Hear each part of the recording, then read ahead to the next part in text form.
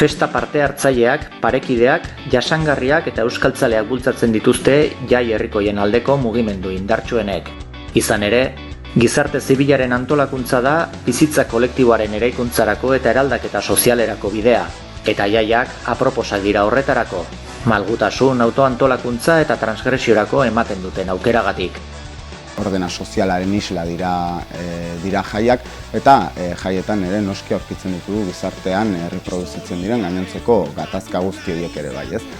Jaiena ere bada halako gatazka eremu bat, indarrean dauden botere ezberdinak beraien mesedetara erabiltzen dituzten espazioak direlako, ez? Eta hortxe sartzen dira precisamente edo sortzen dira gatazkak herrikoia denaren eta indarrean dauden balioen artean, ez? Azkenengo urteetan, hainbat tokitan ikusi dugun bezala.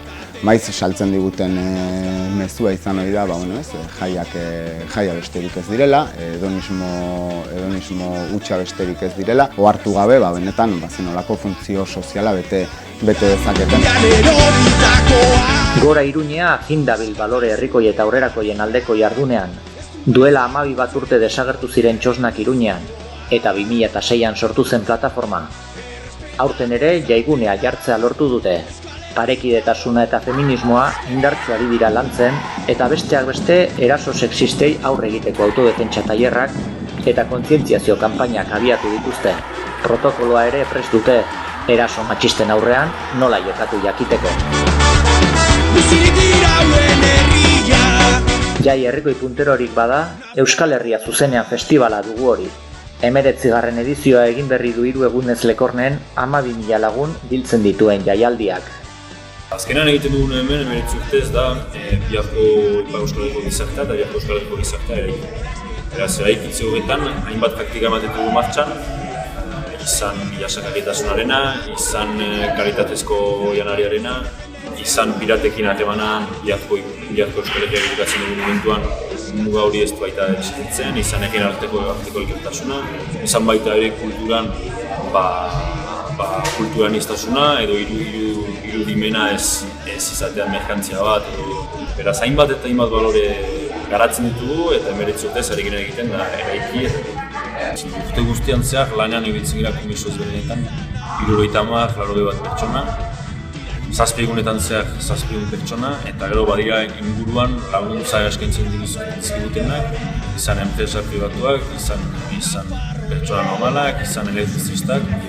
Edozein jende parte hartzen du hemen, jende batek 5 aste oporetatik 3 pausatzen ditu festivalan egoteko, bai montatzen, bai desmontatzen, bai dena.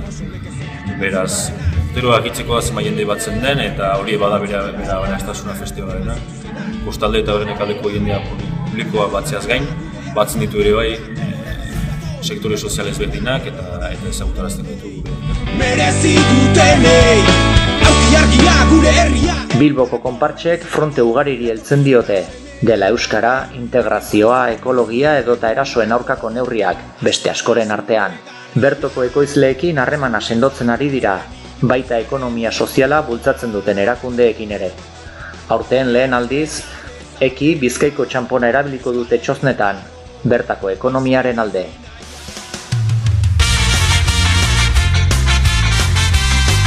Donostiako piratak berriz, parte hartzea eta aniztasuna handituko dituen antolaketa ereduan dauden murgilduta. Jaien egitaraua ahalik eta herritar gehienek osatu dezaten, kofradiatan biltzeko aukera eman dute.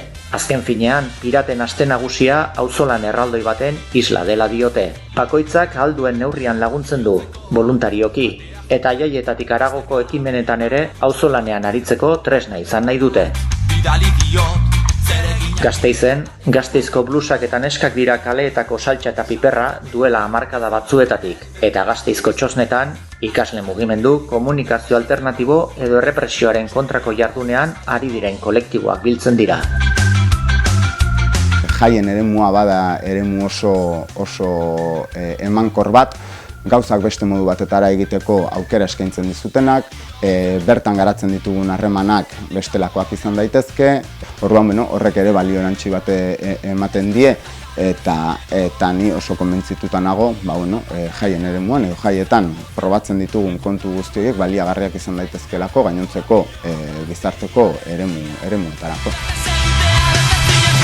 Hor ditugu esaterako Hernani eta Hondarribiko herri olimpiadak, Baionako brigada feminista, Zarauzko transpelaio edo gona festa, Lasarte Oriako sorgin jaiak, Trapagarango elonjero eguna, Irungo jai alternatiboak eta beste hainbat. Ezin dugulako ahaztu, jaia gizartearen parte dela, bai. Ez dira bi gauza ezberdin, ez da gizarteaz aparte dagoen zerbait, eta ondorioz bertan eraginez, gizartean bertan ere eraginez.